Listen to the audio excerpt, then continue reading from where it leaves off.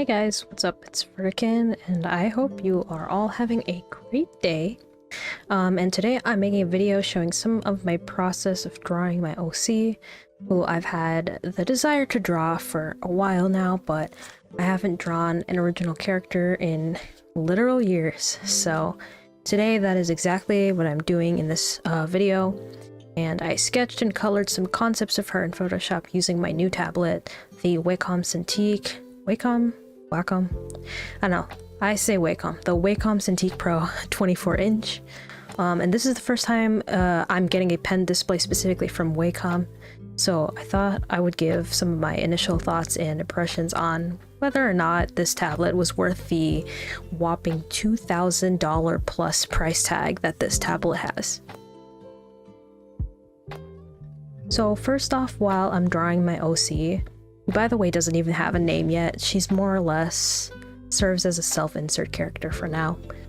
But one thing I noticed, at least compared to my previous XP Pen Artist 2 22-second gen display, was the actuation of the pen and how little lag it has.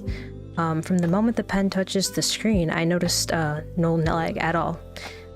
With my previous displays, I've had a couple of different kinds of brands of pen displays, all at different price points. But this one has the least amount of lag, and it's not noticeable at all. So that is definitely a nice change. And I'm also using the Wacom Pen Slim, the Wacom Slim Pen, which is the alternative version of the Wacom Pro Pen 2 that comes with the tablet. So it's just a slimmer version.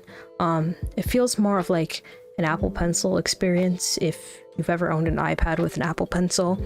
The Slim Pen does a good job sort of acting as a sort of alternative to the bulkier pen that it comes with.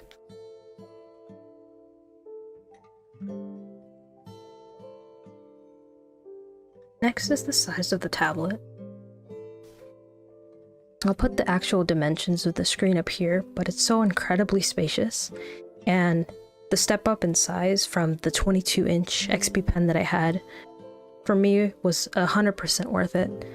Even with the bezels on the sides as big as they are, it allows for some comfortability to rest your arm on the tablet, so I don't really mind it. I know some people have some complaints about it being too wide because of that, but I actually think that's sort of a plus, because the recent Wacom Pro that came out, the 27-inch, they kind of got rid of those bezels, and I started seeing comments of people saying that it's just not the same experience without it, or at least they don't think it will be. So I've seen that a lot of the people who have bought the 24-inch really do like those bezels, and I do too. In general, I've had problems with Wacom drivers before. A long time ago, I had a Wacom Bamboo Capture, and I got that when I was in middle school. That was my very first tablet that I've ever owned, and my kind of kickstart to digital art. But when I got that, I always had to sort of mess with the drivers because it would always stop or crash, and it kind of messed with my pen pressure while I'd be in the middle of drawing. So I'd have to manually restart it, and I'd also have to close out my program after saving my art. It was a whole thing. But now, even with my new Intuos Pro, which I also bought recently, and my Cintiq, I have had little to no issues other than trying to get the mapping to be correct and having it be on the right monitor, which is the Cintiq display that I wanted my pen to be on. Another thing I wanted to mention about this tablet is that it does not come with a stand.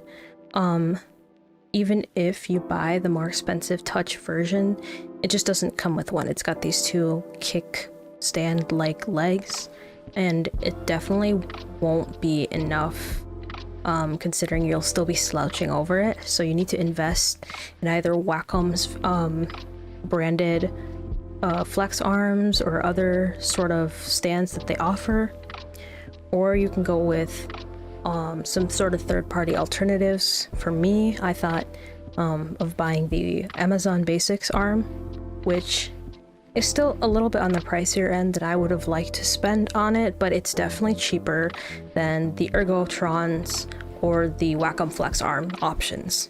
So it is probably the cheapest and still most useful option for getting a stand for the Wacom Cintiq 24. So overall, drawing with this tablet, I've pretty much been using it every single day, and I also work as a professional graphic designer, so I can afford and justify buying these types of bigger tools for me to use. And it's really great, especially when I'm using it for Photoshop or Clip Studio, especially Clip Studio, which is my more preferred paint program. Working on illustrations and designs and concepts is immensely better experience than having a cheaper alternative. And I'm not saying that you shouldn't buy cheaper alternatives, because of course those alternatives offer almost the identical features and they still offer them at a great price.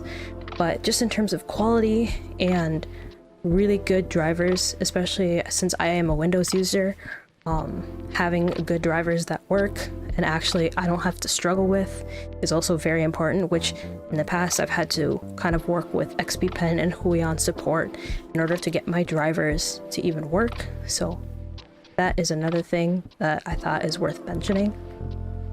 But yeah, overall it's a great experience and I love using this thing. I definitely think that paying that much was definitely worth it now that I'm actually using it, and the quality that it comes with is just above all else in my opinion. So yeah, thought I would give a couple of, pros and cons to using this tablet and sort of explaining my experience as somebody who's been in digital art for a really long time and has used several different brands and types of tablets. I thought I would give my 2 cents. So yeah, I will leave you to watching the rest of the time lapse.